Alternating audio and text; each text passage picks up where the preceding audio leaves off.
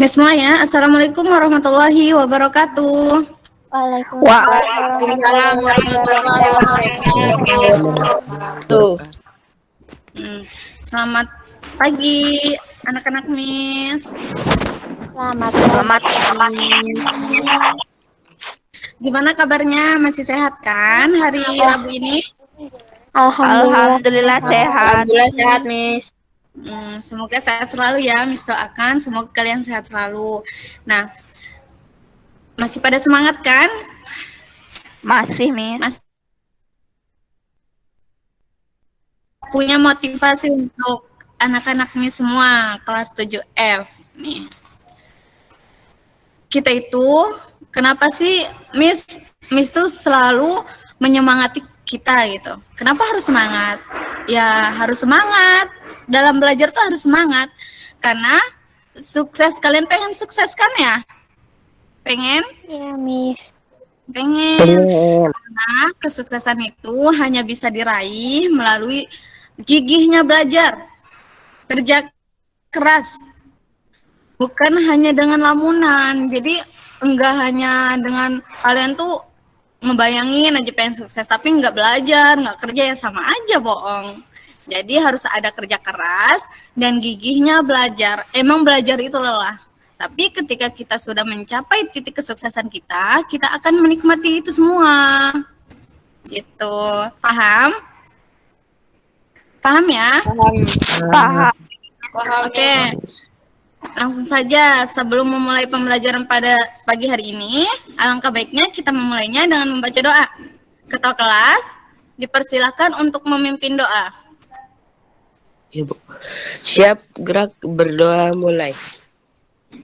A'udzubillahiminasyaitonirrajim. Bismillahirrahmanirrahim. Allahumma zidna ilman ya wariskan halalan thayyiba wa na'udzubika min la yanfa wa min la yuqil jawad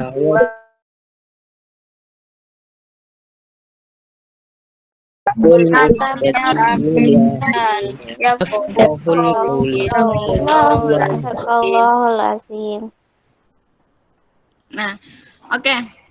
Terima kasih kepada ketua kelas yang telah memimpin doa.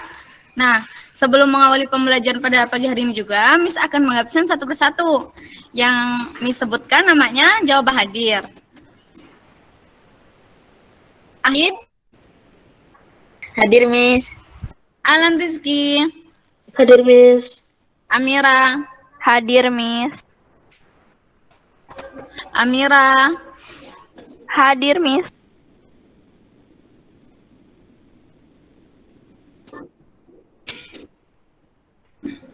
Asesa. Hadir, Miss. Bagus. Bagus. Dawil. Miss. Devin. Hadir, Kil. Miss.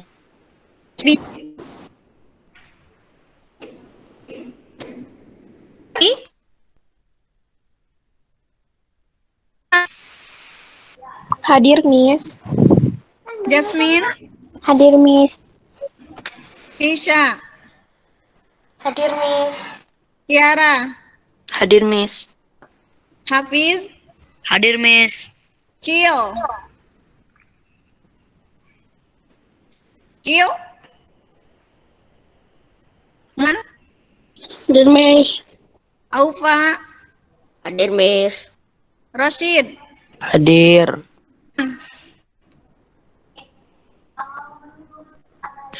Revan. Dia izin, Miss. Izin. Tegar. Hadir, Miss. Nas. Mana? Hadir, Masuk Miss. belum? Udah. Nai Saluna. Nai. Dia izin juga, Miss. Izin. Naufal. Dafa. Hadir. Naura? Naura? Hadir. Korisha?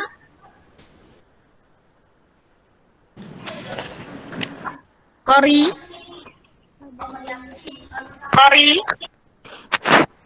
Hadir, Miss. Rafai? Hadir, Miss. Raisa? Dia izin juga, Miss. Izin. Rifki? Hadir, Miss. Saskia? Hadir, Miss. Alhamdulillah hadir hanya 4 orang. Nah, sekarang ini bertemu lagi dengan Miss di mata pelajaran IPA terpadu. Nah, anak-anak masih ingat kan selama pembelajaran Miss berlangsung itu ada 3 peraturan. Yang pertama, semuanya harus di on cam semua kameranya. Apabila tidak di on cam akan dapat poin minus. Dianggap tidak hadir. Di sini kelihatan semua. Yang on cam siapa, yang tidak on cam siapa. Nah, yang kedua, nanti kalau misalkan Miss bilang say hello class, nanti kalian jawab hello ya. Oke? Coba Miss coba lagi nih sekarang. Hello class. Hello.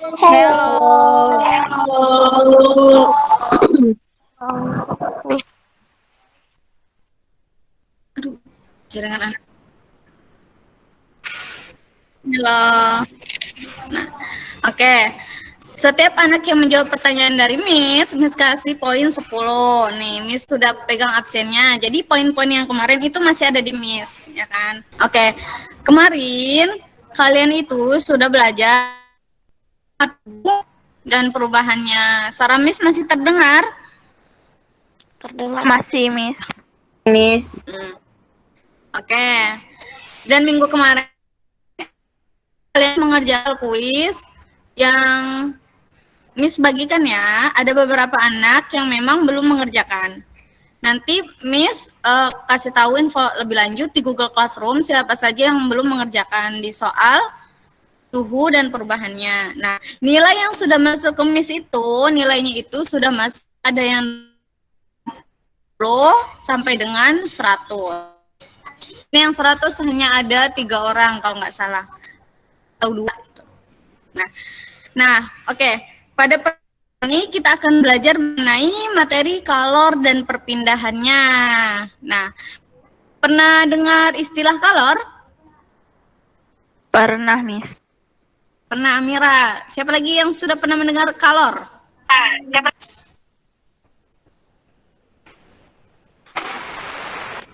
Siapa? Untuk materi kalor dan perpindahannya, harapan Miss kalian itu dapat mengetahui apa sih itu kalor, hubungan kalor dan hubungan kalor dengan perubahan wujud. Kalian dapat mengetahui dan menentukan macam-macam perpindahan kalor, dan kalian dapat menyelidiki pengaruh jenis bahan terhadap kemampuan menghantarkan kalor pada peristiwa konduksi, konveksi, dan radiasi. Nah, Miss akan bagikan screen PPT. Sudah terlihat di sini? Sudah, Miss. Sudah, Miss. Nah, apa sih itu kalor? Kita perhatikan. Kalor itu adalah bentuk panas atau jumlah panas yang ada dalam sebuah benda. Kalor juga bisa disebut sebagai bentuk energi yang berpindah dari benda yang suhu tinggi ke benda yang suhunya rendah ketika kedua benda itu bersentuhan. Sampai sini paham? Paham, Miss. Paham? Miss.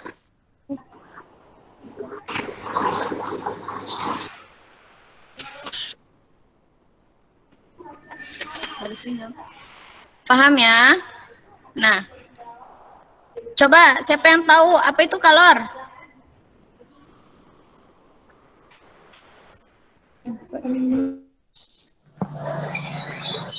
Ke internetku ini ya. Kalau secara bentuknya lebih panas satu jumlah panas yang benar. Ezi ya. Ezi jawab. Siapa lagi?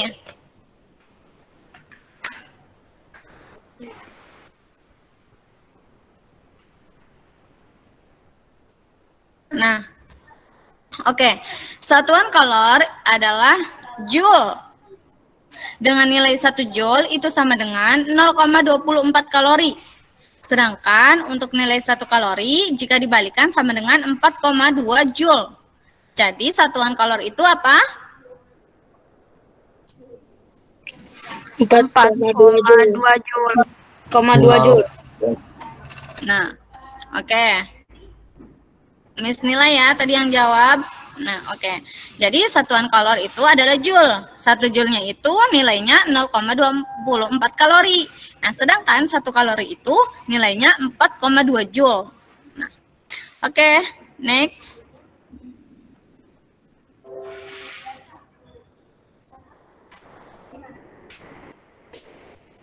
Dengan rumus untuk mencari kalor, itu apa rumusnya? Rumus kalor.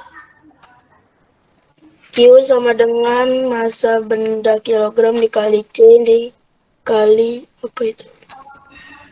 Nah, oke. Rumus kalor itu sama dengan Q sama dengan M dikali T dikali T. Dan Q itu merupakan kalor, dalam satuannya joule. Nah, kalau M itu massa benda dengan satuannya kilogram. Nah, kalau C itu kalor jenis dengan satuannya joule per kilogram per derajat Celcius. Dan delta T adalah perubahan suhu benda dalam satuan derajat Celcius. Sampai sini paham? Paham, Miss. Miss. Nah, oke. Next, selanjutnya. Konversi satuan. Nah, tadi kan kita sudah tahu rumus suhu itu apa. Nah, sekarang itu konversi satuan untuk rumus suhu. Nah, Miss, tadi kan itu rumus untuk mencari Q atau kalor, ya kan? Berapa kalornya gitu. Nah, kalau misalkan yang ditanya M, yang ditanya C, yang ditanya delta T, bagaimana Miss rumusnya? Nah, Miss kasih tahu di sini biar kalian tidak usah mengubah-ubah rumus lagi. Nah, jika kita mencari nilai massa benda, kita bisa menggunakan rumus. Apa rumusnya untuk mencari massa benda? M dibagi C kali delta T. Nah, oke. Asesa Jasmine, oke. Jika kita mencari, nah, udah ya. Jika kita mencari nilai kalor jenis benda gunakan rumus. Kalau misalkan kita mencari nilai kalor jenis benda, apa rumusnya? Q dibagi M kali delta T.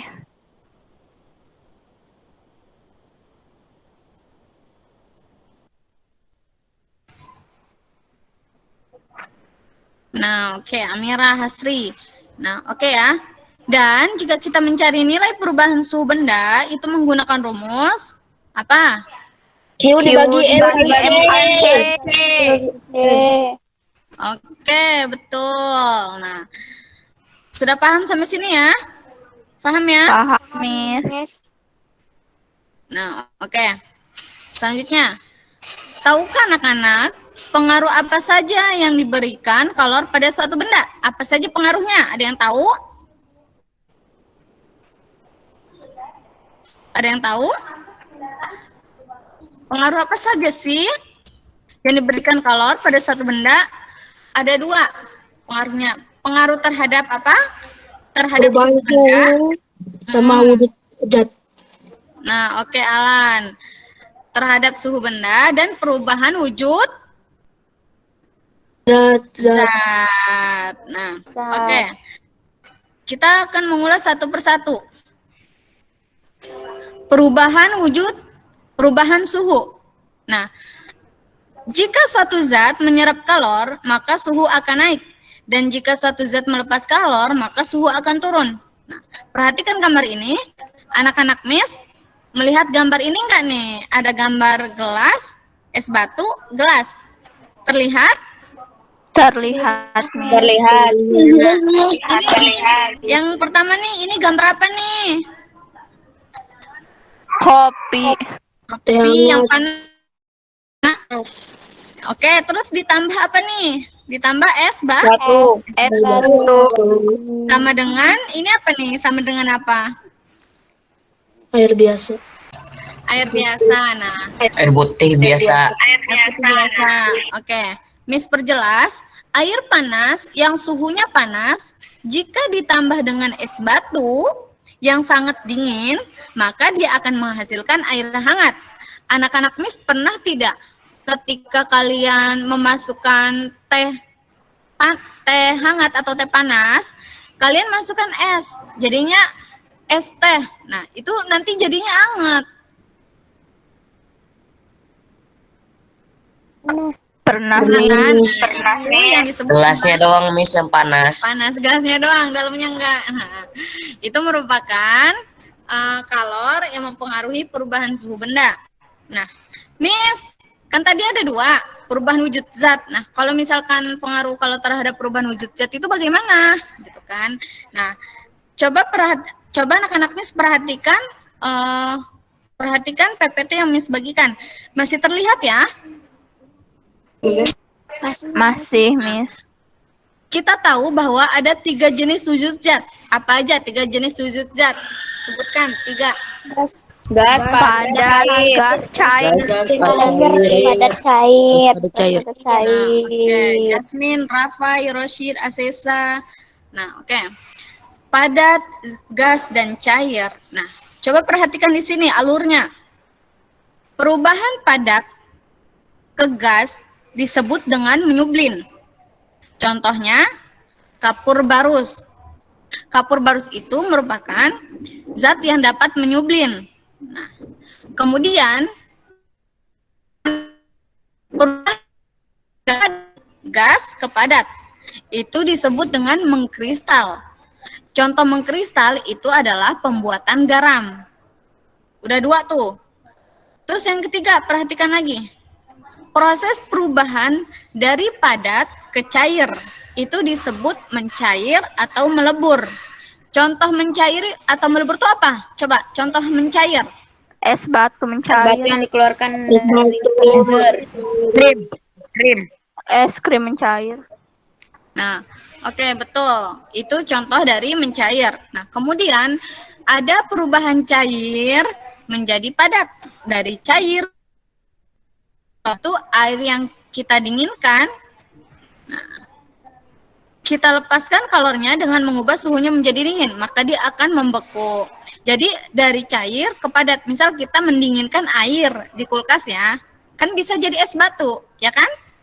Iya.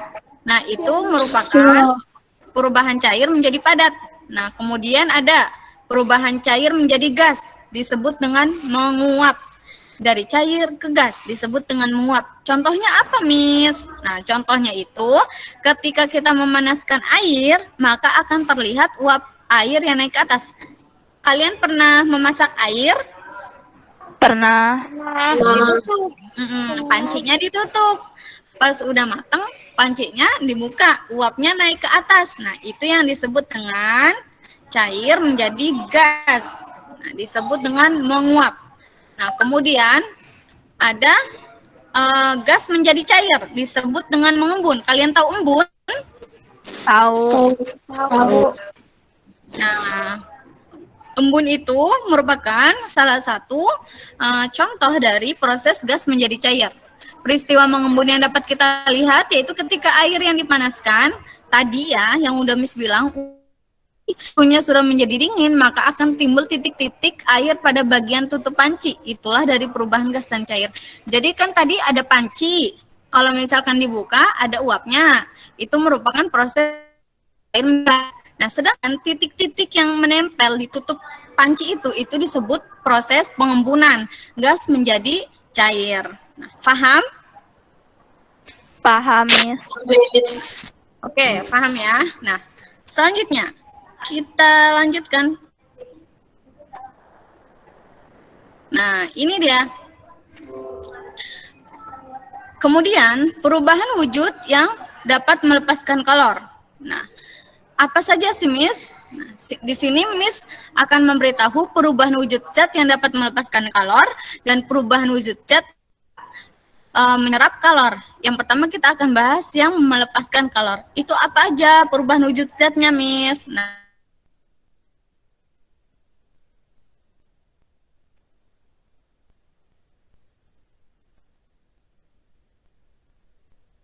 Yang pertama membeku.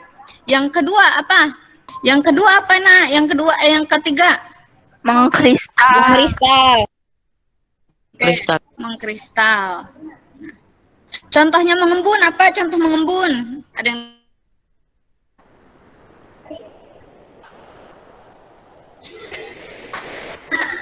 contoh mengembun? Ya, embun. Masih terdengar suara Miss? Masih. Masih. Nah, mengembun tadi itu adalah proses terjadi, contohnya adalah embun. Yang ketiga, perubahan wujud zat yang melepas kalori itu ada mengkristal. Contohnya adalah pembuat, dan tadi adalah perubahan dari gas menjadi padat. Nah, itu 3 contoh perubahan yang dapat melepas kalor. Nah, selanjutnya apa saja? Yang pertama, Menguap. Menguap. yang pertama Menguap. Menguap. menguap. Menguap. Nah, oke. Menguap. Menguap contohnya apa? Air yang dipanas. Pan. Yang kedua ada menyublin. Contohnya apa menyublin? Kapur barus. Barus. Nah, oke. Kemudian yang ketiga ada mencair. Contohnya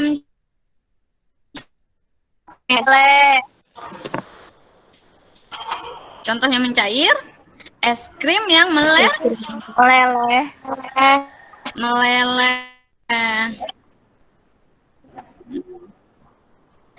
Oke. Sampai sini ada yang ingin ditanyakan? Paham semua ya? Iya, Miss. Oke. Selanjutnya yaitu kita akan membahas tentang perpindahan kalor. Tadi kita sudah membahas mengenai apa kalor. Nah, kalau sekarang kita akan membahas mengenai perpindahan kalor karena judul kita yaitu kalor dan perpindahannya. Nah, ada 3 cara perpindahan kalor. Apa saja? Konduksi.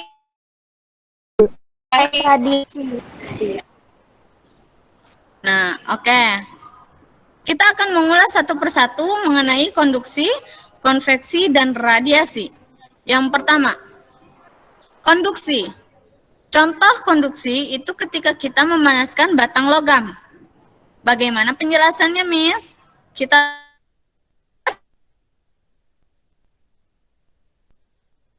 perpindahan kalor melalui suatu zat tanpa disertai perpindahan partikel-partikel zat tersebut. Apa itu konduksi, anak-anak? Perpindahan kalor melalui suatu zat tanpa disertai perpindahan partikel-partikel zat tersebut. Oke, good. Contohnya, memanaskan batang logam seperti sendok, panci, besi, dan lain sebagainya. Nah, di sini terlihat kan gambarnya ada api, ya kan? Api yang di atasnya itu ada logam, besi ya, itu batang logam. Nah, kenapa itu proses konduksi kalau suatu zat tanpa disertai perpindahan? Jadi dari api tersebut langsung ke batang, langsung ke tangan. Jadi tidak ada perantara lagi. Tidak ada partikel lagi, langsung besi, dari api besi ke tangan. Nah, itu yang disebut dengan konduksi. Paham? Paham, Miss. Paham. Oke, nih. Proses terjadinya konduksi. Agar kalian paham, perhatikan. Nah, yang pertama, ketika benda yang dipanaskan itu, maka partikel penyusunnya akan bergerak. Jika seluruh partikelnya bergerak, itu berarti mereka saling bertumbukan dan terus memantul. Pemantulan inilah yang membuat gerakan partikel semakin cepat. Dan akhirnya suhu benda menjadi semakin tinggi. Karena itulah konduksi disebut sebagai perpindahan panas tanpa disertai perpindahan partikelnya. Nah, sudah jelas di sini? Sudah, Miss. Sudah. Pada perpindahan kalor ini anak-anak, secara konduksi ini tidak semua benda dapat menerima panas dengan waktu yang sama. Ada yang cepat menghantar panas, juga ada yang lambat dalam menghantarkan panas. Hal itu bergantung pada jenis bahannya. Bahan pengantar panas itu terbagi menjadi dua. Yang satu konduktor, yang kedua isolator. Apakah anak-anak pernah mendengar istilah konduktor dan isolator? Ada yang tahu apa sih itu konduktor? Apa sih itu isolator? Ada yang tahu?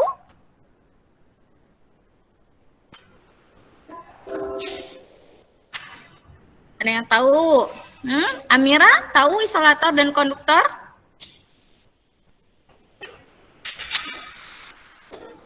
Tahu? Nah, coba perhatikan. Konduktor yaitu bahan yang dapat menghantarkan panas dengan baik. Apa itu konduktor, anak-anak? Bahan yang dapat menghantarkan panas dengan baik. Bahan yang menghantarkan panas dengan baik. Sedangkan isolator apa? Kalau isolator itu kebalikan dari konduktor, berarti Bahan yang dapat Bahan yang menghantarkan menghantarkan dengan panas buruk.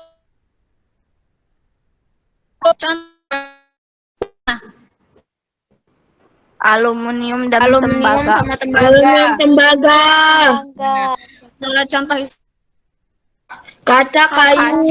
Kaca kayu. sip ya. Nah, kenapa sih Miss aluminium atau tembaga itu termasuk dari konduktor? Kalian pernah memegang besi? Bernama Besi Pernah. ketika dipanaskan kena api panas ya? Ya enggak? Panas gitu. Iya. Itu merupakan bahan yang dapat menghantarkan panas dengan baik. Disebut dengan konduktor. Berbeda dengan kayu. Kalau kayu dipanasin tuh.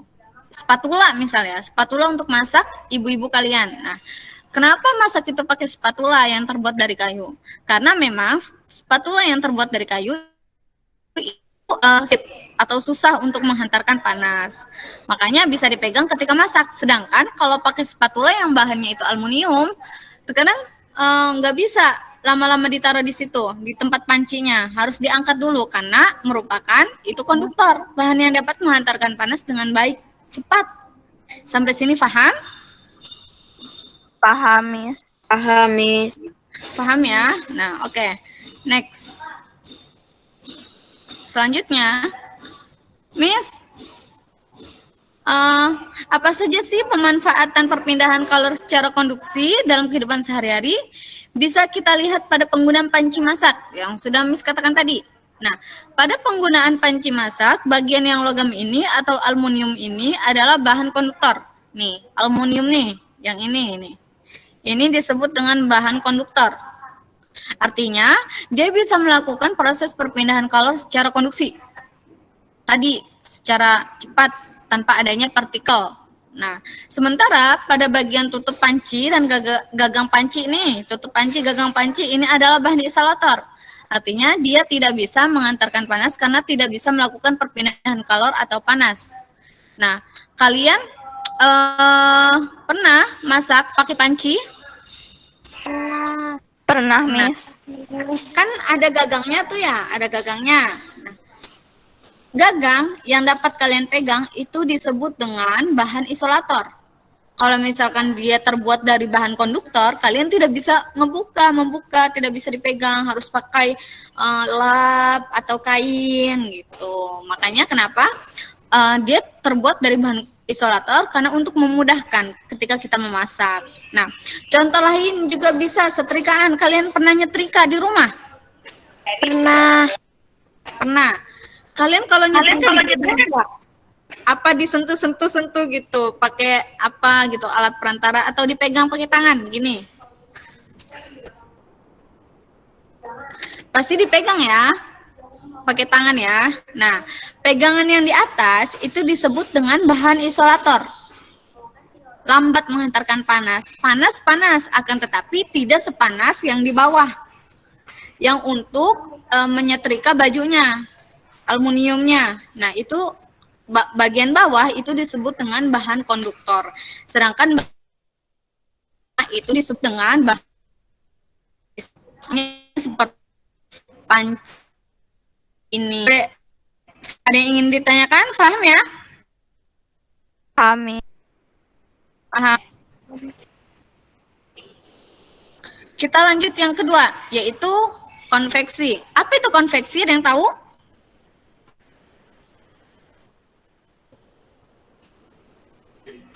Konveksi itu merupakan Perpindahan kalor kalori zat disertai perpindahan partikel zat tersebut. Nah, oke, betul. Contohnya yaitu ketika kita memanaskan zat cair.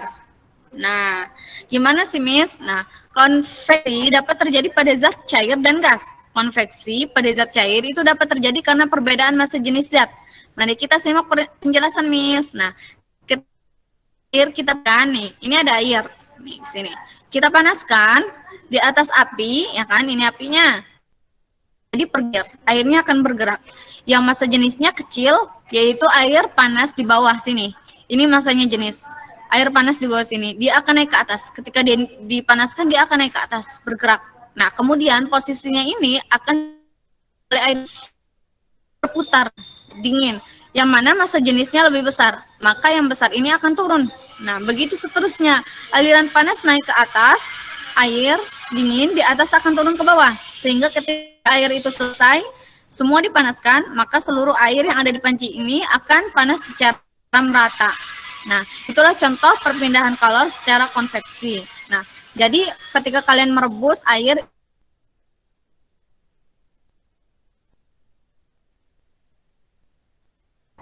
peristiwa nah, yang ketiga, peristiwa konveksi pada gas sama dengan konveksi pada air. Konveksi pada gas misalnya, udara terjadi ketika udara panas naik dan udara yang lebih dingin itu turun. Gimana, Miss, penjelasannya? Aku belum ngerti.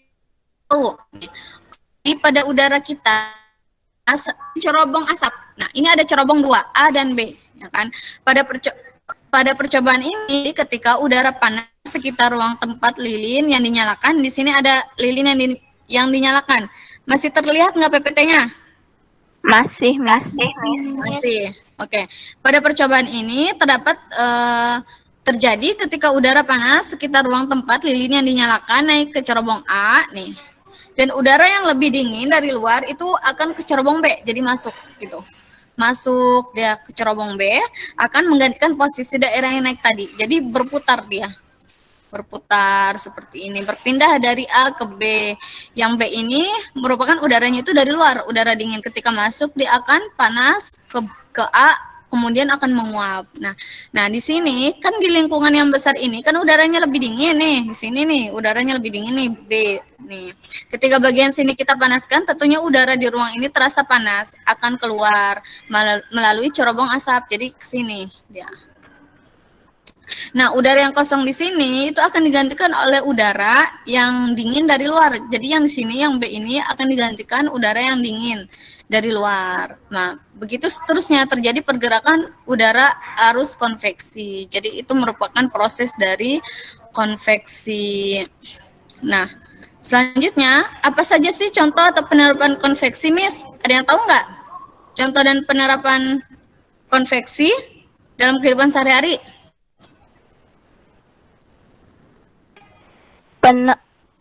Cerobong asap, angin darat, angin laut. Cerobong asap. Cerobong asap, angin darat, angin laut. Kedua, Angin laut. Angin laut. Angin darat. Nah, oke. Yang pertama itu cerobong asap. Yang kedua itu angin darat.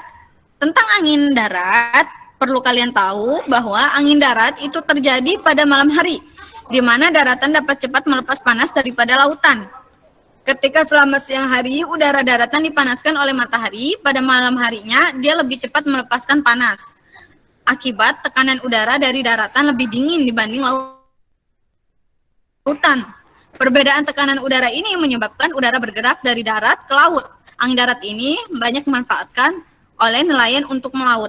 Nah, sedangkan angin laut itu terjadi pada siang hari, di mana daratan cepat menerima panas, sehingga udara menjadi panas, lalu memuai hingga bertekanan lebih rendah dari lautan. Berbeda tekanan ini menyebabkan bertiupnya angin dari laut ke darat. Angin laut itu dimanfaatkan nelayan untuk pulang dari melaut. Nah, itu perbedaan angin darat dan angin laut. Nah, selanjutnya, Yang ketiga yaitu radiasi. Ada yang tahu apa radiasi? Radiasi perpindahan kalor tanpa perantara. Apa itu radiasi? Perpindahan kalor tanpa perantara. Nah, Asesa, Arfid, Amira. Oke. Benar ya yang dikatakan oleh Arfid tadi? Radiasi itu merupakan perpindahan kalor tanpa perantara. Nah, contoh dari radiasi ketika kita berjemur di bawah matahari. Kalian pernah berjemur di bawah matahari? Pernah. Pernah ya? Nah, panas matahari itu langsung terasa ke badan kita ya enggak? Langsung Ya. panas kalau jalan siang hari langsung panas badannya. Ya kan? Nah, itu adalah proses radiasi tanpa perantara.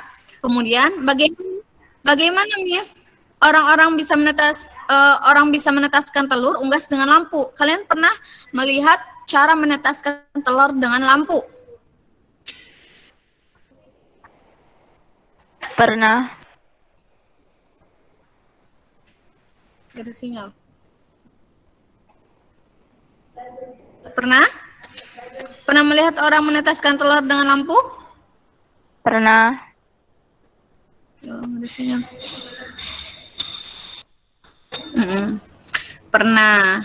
Nah, itu merupakan itu menggunakan radiasi atau hangatnya lampu. Itu merupakan proses dari radiasi. Kemudian menggunakan api atau pada asap api unggun. Ketika kita berdekatan dengan api pada saat cuaca dingin, maka tubuh kita akan terasa hangat, ya kan? Ketika kita dingin, kita nyalakan api unggun, badan terasa hangat. Nah, itu merupakan perpindahan ini yang disebut dengan sebagai radiasi. Nah, materi kita sudah selesai. Kita akan membahas contoh soal. Yang pertama, tolong perhatikan ya anak-anak. Suara Miss jelas atau putus-putus, Nak? Jelas, Miss. Jelas, Miss. Jelaskan? Oke. Contoh soal. Soal yang pertama. Berapakah kalor yang dibutuhkan untuk memanaskan 2 kg air yang suhunya 20 derajat Celcius menjadi 70 derajat Celcius? Jika kalor jenis air 4.200 Joule per kilogram derajat Celcius. Nah, fokus ke contoh soal. Tadi kita sudah belajar materi. Kita sekarang belajar contoh soalnya untuk perhitungan. Diketahui massa bendanya berapa, Nak? 2 kilogram. Betul. Kemudian delta T-nya berapa? 50 Celcius. 50 Celcius. 50 Celcius. 50 Celciusnya itu dari mana didapatkan? 70 kurang 20. 70 kurang 20. Nah, 70 kurang 20, 70 itu merupakan apa, Nak? Suhu yang kedua. Ketika di soal itu yang diketahui suhunya itu ada dua, kayak seperti ini, 20 derajat Celcius menjadi 70 derajat Celcius. Berarti itu suhu yang pertama 20, suhu yang kedua itu 70. Nah, delta T itu T2 dikurangi T1. Berarti suhu kedua dikurangi suhu pertama. Suhu keduanya 70 dikurangi suhu pertamanya 20. Sehingga menjadi 50 derajat Celcius. Betul. Nah, kemudian kalor jenisnya berapa? Kalor jenisnya berapa? Kalor jenisnya berapa, Nak?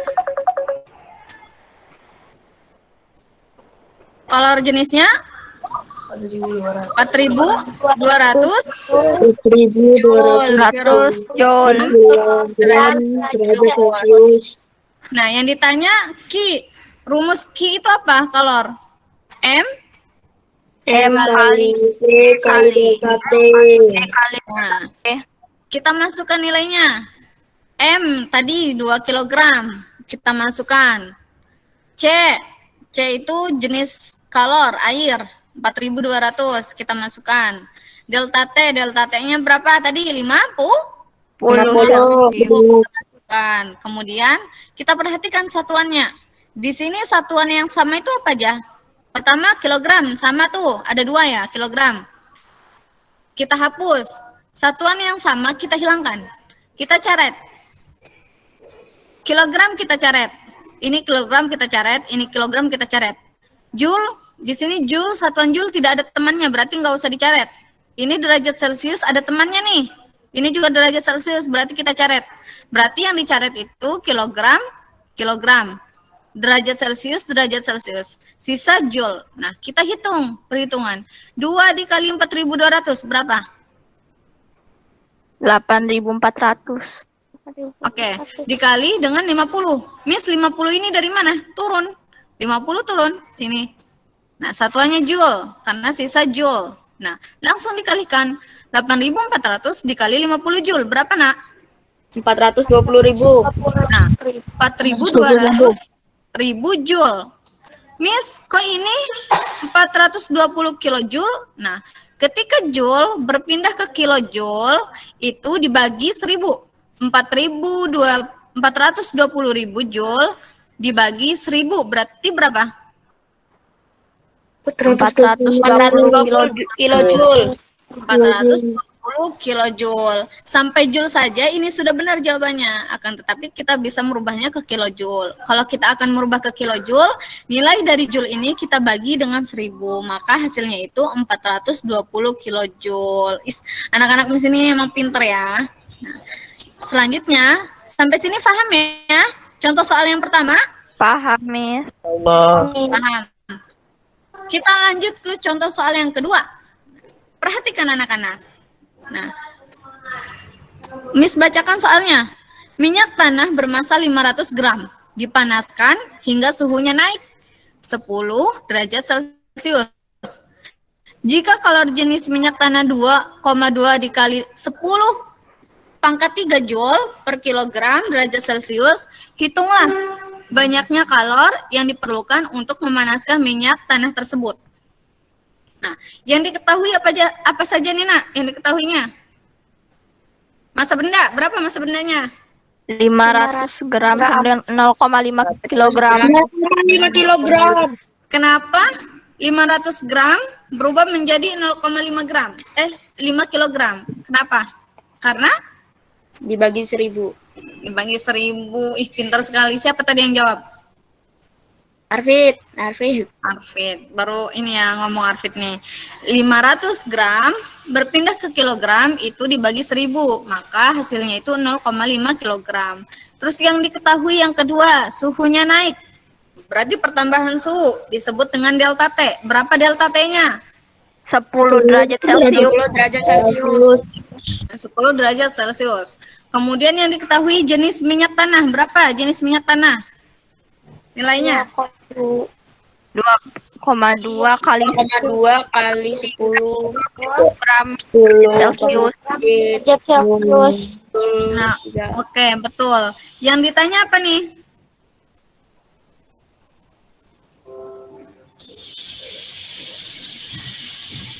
Banyak kalor. Nah, oke. Banyaknya kalor atau disebut dengan Ki. Rumus Ki apa?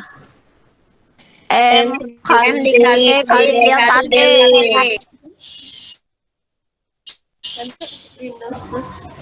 Ini.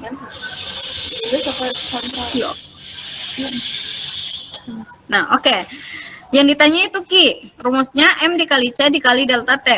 Nah, kita masukkan nilainya. M itu berapa nilainya, Nak? 0,5 kilogram. 5 kilogram. Nah, oke. 0,5 kilogram. C-nya berapa? 2, 2 kali 10 pangkat 3. Terus delta T-nya berapa? 10. 10 derajat Celcius. Nah, oke. Sudah ya. Nah, kita kalikan. Kita kalikan terlebih dahulu nilai massa jenis dengan kalori jenis. 0,5 kilogram dikali dengan 2,2. Berapa 0,5 dikali 2,2?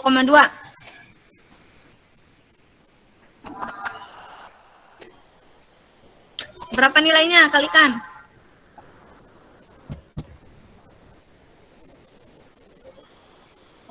1, Ingat, satuan yang sama kita caret. Ini kilogram, ini kilogram. Berarti kita caret. Ini derajat Celcius, ini derajat Celcius, kita caret. Berarti yang tersisa ini satuannya apa nih yang tersisa? Joule. Joule. Nah, oke. Kita hitung. Kita kalikan 0,5 dikali 2,2, hasilnya 1,1. Betul tadi, Amira. Nah, dikali 10 pangkat 4. Miss, 10 pangkat 4 itu dari mana? Ada yang tahu? Nah, oke, Miss kasih tahu. Di sini ada 10 pangkat 3. Kelihatan? Iya. Kelihatan ya? 10 pangkat 3 terlihat? Terlihat, Miss. Nggak ada sinyal, coy. Nah, oke. 10 pangkat 3 itu artinya 1000. Jadi kalau misal 10 pangkat 3 itu 1000. Pangkat 3 itu menunjukkan jumlah 0. Kalau misalkan pangkatnya 2 berarti berapa? 100. Kalau misalkan pangkatnya 1 berarti berapa? 10. Pangkatnya 5 berarti berapa? Nolnya ada 5 berarti 100.000. 100.000. Nah, karena ini udah dikalikan 0,5 dikali 2,2 hasilnya 1,1 dikali 10 pangkat 4. 10 pangkat 4 ini pertambahan dari 10 pangkat 3 dikali 10 pangkat 1. 3 ditambah 1 itu hasilnya 4. Di sini 1,1 dikali 10 pangkat 4 Joule. Nah, dikalikan. Berarti kalau misalkan 1,1 dikali 10 pangkat 4 Joule berarti itu sama dengan berapa nilainya? 11.000 Joule. Miss, kok ini kan pangkatnya 4 tapi kok nolnya 3? Nah, karena kita menghilangkan koma. Koma yang di angka 1 ini. Ketika kita menghilangkan koma itu akan minus 0,1 yang tadinya 10 pangkat 4 ketika koma 1 ini dihilangkan maka akan berubah menjadi 10 pangkat 3. Jadi pangkatnya kurang 1 sehingga hasilnya ini tidak komaan lagi, akan tapi dibulatkan menjadi 3, 11.000 Joule. Nah, kalau ke kilojoule berarti dibagi berapa? 1.000. 11.000 Joule dibagi 1.000 berapa? 11 kilojoule. Nah, oke. Sampai sini ada yang ingin ditanyakan? Tidak, Miss. Tidak. Paham semua ya? Paham, Miss. Nah, oke. Tolong jelas tadi berarti kalian sudah tahu mengenai kalor yang merupakan bentuk energi panas dan jumlah panas yang ada dalam sebuah benda. Satuan kalor itu tadi apa? Joule ya. Satuan kalor itu Joule. Dan perpindahan kalor itu ada 3, yaitu konduksi, konversi, dan radiasi. Oke. Paham ya? Benar ya? Paham ya? Kalau misalkan ada yang ingin ditanyakan sama Miss, tanyakan saja. Miss sudah membagikan nomor WA Miss kan di Google Classroom. Nah, udah ya. Miss akhiri. Wassalamualaikum warahmatullahi wabarakatuh. Waalaikumsalam warahmatullahi wabarakatuh. Assalamualaikum. Waalaikumsalam.